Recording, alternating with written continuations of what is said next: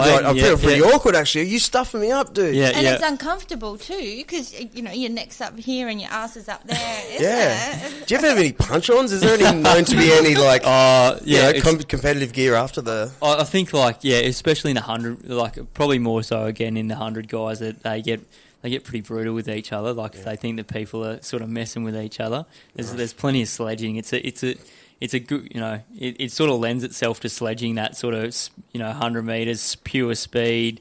If anyone puts you off your game, stuff like, oh, you're running out of that lane, oh, the wind's on that side today, sort of thing, or, you haven't been starting well, have you? Or, how's the hammy feeling? Was that last year you did your hammy here? Oh, really? But that's kind of... It sounds like a good Will Ferrell movie. I hope Will Ferrell makes that movie one day, Yeah. Imagine that. Yeah, that would be fun. Yeah. What was the lot? He did this figure skating one, didn't he? Yeah. That was gold. Oh, that's cool, man. Yeah. So what about... how do you pull up at the end? Is that really critical? Do you get taught that, or you just? Yeah, I think just that, the whole dipping and stuff at the end, like you're getting your chest down onto the line, so it's it's just something that is sort of like when the swimmers, the timing of it's really important, and you can literally win or lose races with if you go too early or you go too late with it. So we do a lot of practice. I didn't when I was doing the store. I did a lot more of that sort of stuff than what I do now with the 400, because the 400, it's still important at the end, and you get some close races. But generally speaking, again, the sprints are like it's definitely it's going to be on the line where it's sort of decided. All right, who is the gun? Who do you think, and from what country do they come from? Is the hot shot for the 400? Oh, yeah. For the 400. I reckon it's Murray. Goodwin. Well, your name, it's in the bloody name. Goodwin. Yeah. How about that? Yeah. Oh my God, I never put that together. Wow. Yeah. Can we call you Muzzer? I feel like, come on, Muzz. That's, I tend to get, I think, Muzzer gets thrown around a fair bit. Yeah. So, yeah. I actually didn't realise for so long that I had such an old name. It's sort of like it was one of those things where, like everyone else knows but you don't, and then someone just sort of said to me, Murray. And then... you know what? Yeah. My high school crush's name was Murray. Murray Mackenzie. Yeah? That's such a... It was a Kiwi? No. It's such a Kiwi name, eh? Yeah, it is. Yeah. I think that's Muzzer Mackenzie. Mackenzie. Is that? I think that's my. Yeah, I got named after one of my my parents' friends who was a Kiwi. So I was really? just sort of taking a leap of faith there. He might have been. Oh, Footrot Flats, Murray. What was him? Anyway. How good's but I do. There's like Murray from Flight of the Conchords. Yeah, the best show of all time. He's so cool. So he's made Murray semi cool again. Yeah, I feel, so. I think Murray's a cool name. It was different. It is. Yeah, it's a little bit different, but I do prefer Muzz. Yeah. Well, most of my mates. I think it's powerful to have your name like Goodwin. Yeah. Yeah. You might not think it, but what about the boxer Tyson Fury? There's a born competitor there. Well, we've got like the names. One of the training partners, I've got a little girl that's training with us at school. She's one of the students there, but she trains with Brunner, and she's a weightlifter. Her name is Madison Power. I was like, there you go. And I was like, you have got it made. That you are meant to be. I used to race for 2 years with a dude called Will Power. Yep. He's a big hotshot IndyCar racer now. Yeah. Yeah, Will Power. Everyone used to take the piss out of him all the time. Yeah, he was awesome. Will Power, you just go, I know. Yeah. But, he used to roll around, didn't he? In the he would be our sort of main guy when the Indy cars were going big around. Time, yeah. Man. Yeah, Toowoomba. Yeah, a long time ago too. Yeah. All right, champion. Yep. We're nearly there. Yeah. Right. So, who was who took you to the track? Who was training you when you were a kid and stuff? So look, growing up, I was pretty influenced. Like I had, my dad was a good runner himself. He sort of he was going through, as I said, like really early on. He was at Miami High, and he was schoolboy national champion over 800 metres, so a little bit longer than what I'm sort of used to, but was pretty handy over 400s and that as well. He definitely was a big motivation and sort of got me involved in the sport. I went through Gold Coast Little Athletics, which is at Pizzey Park, and we had a great group there. Some really guys that have gone on to do some cool stuff. Denon Kemp, who played for the Brisbane Broncos, and he was pretty close to getting a State of Origin berth at one point as well. And We had Darius Boyd down at MattG Little A's there as well. Caleb Brown, who played for the Queensland Reds, and there's been a few others. So Gold Coast Little A's was a big part of my life, and super competitive every Friday night, turning up and running against some good guys. And from there I got picked up by my junior coach, and spent a lot of years down there, and it just sort of grew from there, and really enjoyed my time. So it was a hard decision to move away from the sport when I sort of finished high school, but high school sport's so dictated to you. Like, you just, every year you got your school carnival, and that leads to your district carnival and your regional carnival and your state carnival and nationals. And then I sort of went through that transition where I was like, oh, you don't have to turn up for a carnival anymore. And it was like, well, I got to make a living here at some point as well. What high school did you go to? I was at King's in Reedy Creek now. Yeah. So, okay, yeah. Yeah, I got drafted over there on a bit of a sports scholarship, so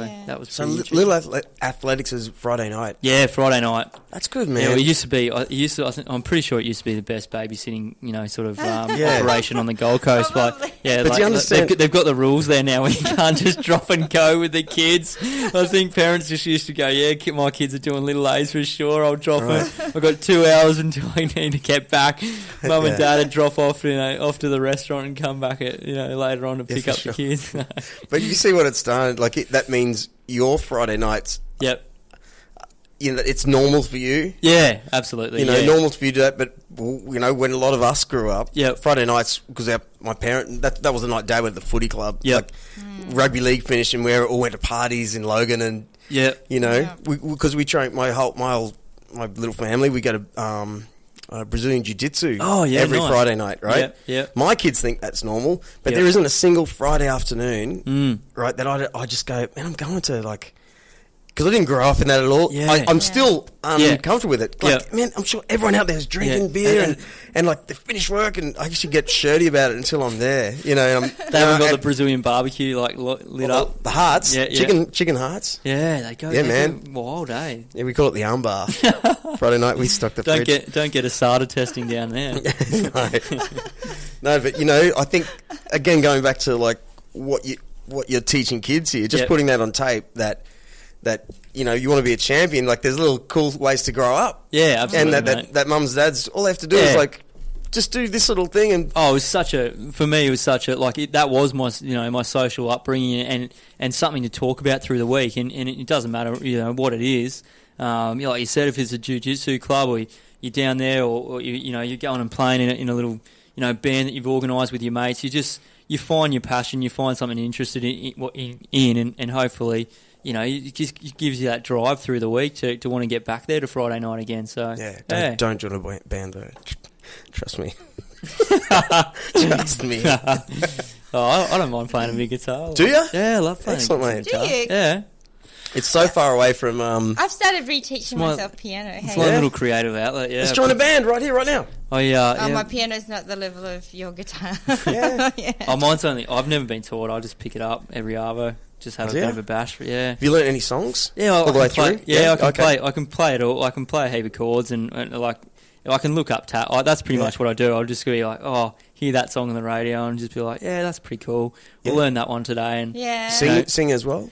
Oh, only at home. You try, okay. Never in public, yeah. But who's your favourite guitarist? Oh, tough one.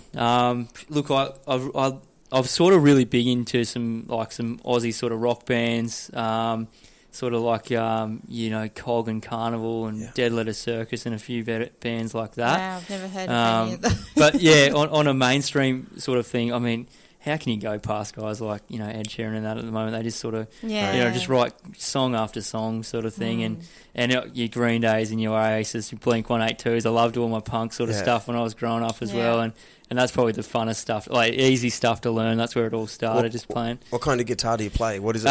So I've just got a Gibson Epiphone, and I've got an old school Vox guitar as well that I sort of inherited. It's like the weight of it's so heavy. It feels like you're lifting a concrete sort of bag. What sort of shape? It looks like a Strat. It's sort of like a Strat replica. Wow, man! But yeah, it's got some weight about it, and I took it in, and got it all sort of fixed up a couple of years ago, and the guy was like, "It's pretty rare, man." Yeah. He's like, it was in a sort of cherry blood red, and just looks sick. Excellent. So you play through an amp? Yeah, I just play through the amp, mate, and good, try mate. not to annoy the neighbours too much. But it good. was my little ritual before training. So Okay. I'll come home, like after school finishes 3:00. I'll have to be at the track by 5, sort of thing. So in between those hours, I just try and give myself that little bit of downtime. And for me, I just pick up the guitar and just sort of force yourself to concentrate on something different, completely out of the box. So hopefully we'll take a couple of guitars into camp, I reckon, and sing up a bit of a storm. Champion, put it there. It's not over right now. But what about, do you... it feels kind of forced because we did ask Brandon this last week, but yeah, we were talking about sponsors and what you need to get to your games. Well, he sort of educated us. Yep. What do you have for breakfast? What do I have for breakfast? And not only, like what do you need? Like, just say, shoes. What's after this? Like, if you have to go to the next event, you're going to be paying for it by yourself. Yeah. You know what? Look, I don't know. I think for me, probably there's probably a couple of things. Obviously, for us, like the big ones that we need are that sort of ongoing treatment and stuff like that. So all your stuff. We've got a great medical team around us, but there's a cost involved still in all that sort of stuff, and the support for that, the support for travel to get to meets and Jetstar and stuff like that. Is it Jetstar? Do they fly domestic? They do, don't they? Yeah, I think they do. That sounds really. Yeah, so and then just our equipment sort of stuff. So any good sports brands that are out there. Man, not that they're going to be listening to this, but I put it out there that how many Australian Com Games athletes are there? Surely they can. Jetstar can unload. Yep. A year's travel for. Yeah. What is there? 20? Is there 30? Do you know? Well, no. There's a big team. Like we've got. Because there's crew as well. Isn't yeah, there? That's it. Like athletics alone, we've got 100 crew on athletics. So we'd be the biggest team with swimming, beneath swimming. Sorry, but then from there, like, it'll be actually interesting to see final numbers, but. I just can't, even thinking now, I can't. Aircrafts to just charter out. Yeah, just give us a private one. That'll be all right, eh? Yeah, but at least the people, the people on the track, at least, that someone can just go. All right, man. What? They're really 10 flights. Yeah. Let's go. So I hope the next time when you come back here, that you're flashing some medals in front of us. Thank you very much, guys. And absolutely. And you're saying, I want to thank Jetstar. I want to thank Uncle Toby's and these new shoes. What shoes are you wearing now? Oh, right now I've got some Nikes on. Yeah, I do like a good set of Nike shoes. So what about your track shoes? What are they? I wear a bit of 2XU. All my compression gear is 2XU. So they do some pretty good gear as well. But I'm not really. Do you wear socks in that stuff? No, not really. We tend to just race barefoot.